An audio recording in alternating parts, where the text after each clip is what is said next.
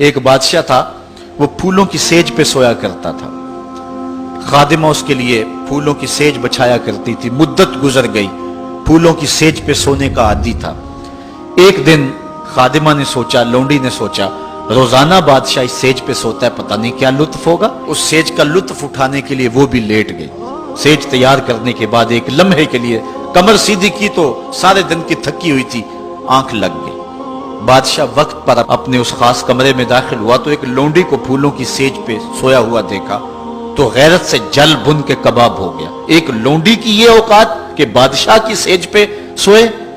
اس نے جلاد کو بلایا، کہا اس کو الٹا لٹکاؤ اور اتنا مارو کہ اس کی جان نکل جائے، تاکہ باقی خدام کو پتا چل جائے کہ بادشاہوں کی سیجیں، ان کے بستر، ان کے گھر کتنے مقدس ہوا کرتے ہیں۔ لونڈی کو الٹا لٹکا دیا گیا اور جلاد ضرب پہ ضرب لگا رہا ہے، کوڑے پہ کوڑا مار رہا ہے۔ وہ چیختی ہے، روتی ہے، بچا لو مجھے، میری جان نکل رہی ہے۔ روتے روتے کیا خیال آیا کہ اس نے ہنسنا شروع کر دیا۔ بادشاہ نے جلاد کو کہا رک جا، اس لونڈی سے پوچھ روئی کیوں ہے، اسے یہ بھی پوچھ ہنستی کیوں ہے۔ جلاد نے کہا لونڈی بتا روتی کیوں ہے۔ اس نے کہا تجھے نہیں پتا جب کوڑا لگتا ہے تو جان نکلنے کو آتی ہے، نزع کا عالم طاری ہو جاتا ہے۔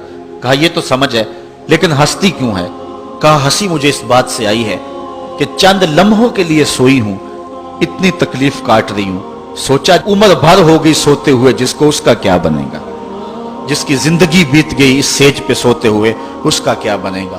صاحبو، یہ دنیا پھولوں کی سیج نہ بنائیں، اس دنیا کو اللہ کی عبادت کے لیے گزاریں، ذکر فکر میں گزاریں، سحری کے وقت اٹھ کے مصلے پہ کھڑا ہو کے رونا سیکھیں، اللہ کے حضور آئیں، رزق کی تلاش میں رازق کو بھول نہ جائیں۔ تم سمجھتے ہو دکان بند کر کے چلے گئے تو شاید میری آج کی سیل کم ہوگی، سیل دینے والا، رزق دینے والا، رزق کے دروازے کھولنے والا وہ رب ہے۔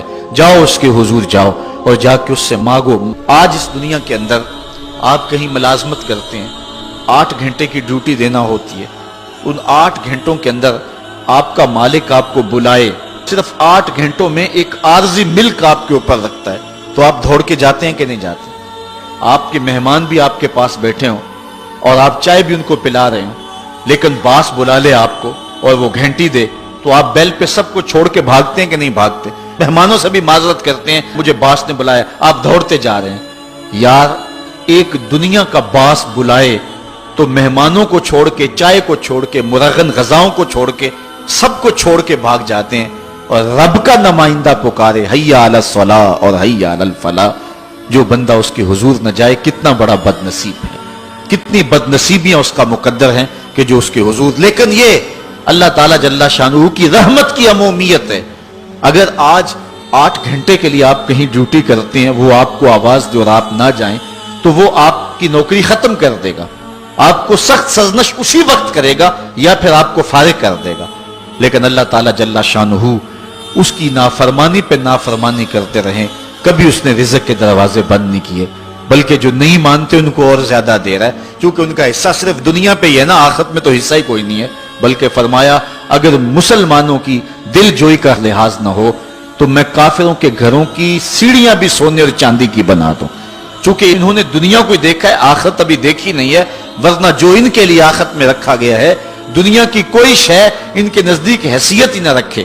بلکہ حدیث میں آتا ہے، صاحب مشکات نے اس کو لکھا کہ دنیا کے اوپر جس کو سب سے زیادہ تکلیفیں پہنچی ہوں گی وہ جنت میں لے جایا جائے گا، اور ایک مرتبہ جنت میں جو ہے وہ داخل کر کے نکال دیا جائے گا، اور کہا جائے گا کہ بتا دنیا کے اوپر تجھے بڑی تکلیفیں پہنچی؟ وہ کہے گا یا اللہ مجھے تو کوئی تکلیف پہنچی ہی نہیں ہے۔ جنت کی صرف آب و ہوا سارے دکھ ختم کر دے گی، اور جس نے تخت و تاج پہ بیٹھ کے بھی زندگی ساری گزاری ہو، حدیث میں آتا ہے اس کو جہنم میں ایک ڈبکی لگائی جائے گی، اور پھر اس کو کہا جائے گا بتا تو دنیا کے اوپر کوئی راحت پائی ہے؟ وہ کہے گا مالک دنیا کے اوپر میں نے کوئی سکھ دیکھا ہی نہیں ہے۔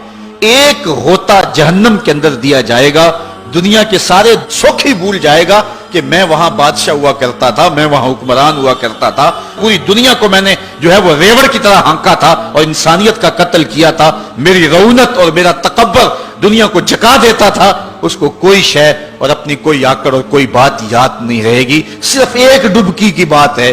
اور جس نے دکھ پہ دکھ کاٹے، غربت، تنہائی، دکھ، اذیت، مصائب، آلام، مشکلات، لیکن ایک بار جنت سے گزار کر کے جنت کی صرف آب و ہوا ہی سنگھائی جائے گی تو اس کو کہا جائے گا بتا دنیا کے اوپر تجھے کوئی دکھ پہنچا؟ وہ کہے گا میرے رب دنیا پہ مجھے کوئی دکھ نہیں پہنچا۔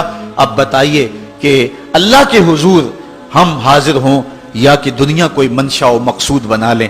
ہماری زندگی کی ڈگر کیا ہونی چاہیے؟ پہلی بات تو یہ ہے کہ جنت کے مقابلے میں اس دنیا کی حیثیت ہی کوئی نہیں، اور دوسری بات اگر دنیا کے اوپر ہم عزتیں سرخرویاں جس کو ہم سمجھتے ہیں یہ سرخرویاں ہیں وہ پا بھی لیں تو وہ کتنا کو عرصہ ہے، پھر اس کا حساب بھی تو ہم نے دینا ہی دینا ہے۔ اس لیے ہم دیکھ لیں جتنا برداشت کرتے ہیں اس کے مطابق جو ہے وہ ہم چلیں۔